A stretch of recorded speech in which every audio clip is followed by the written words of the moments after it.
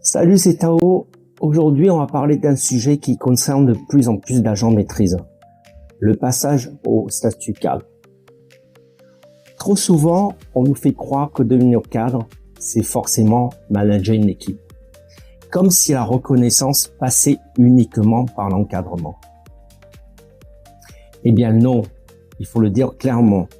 On peut être cadre sans encadrer. Être cadre, ce n'est pas seulement diriger des personnes. C'est aussi porter une expertise, assumer des responsabilités techniques, contribuer aux décisions, avoir une vision, une autonomie.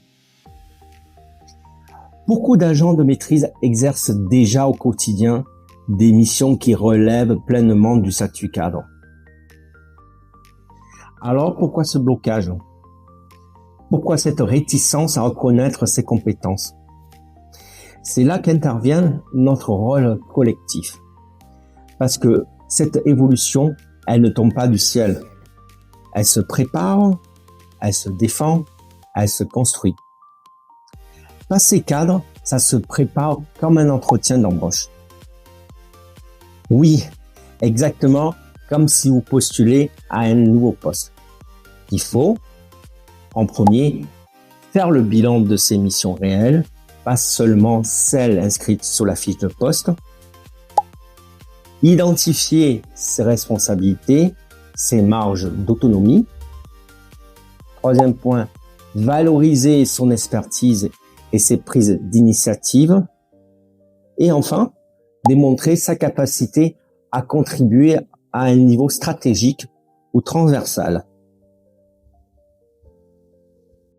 Et surtout, il faut être prêt à argumenter.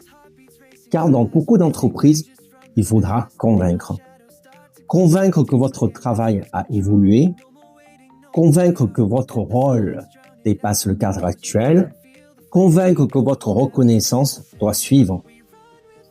C'est aussi un sujet syndical. Parce que derrière le statut cadre, il y a des enjeux de reconnaissance, de rémunération, de conditions de travail et de parcours professionnel. Nous devons défendre l'idée que le statut cadre ne doit pas être réservé à l'encadrement hiérarchique. Il doit reconnaître toutes les formes de responsabilité.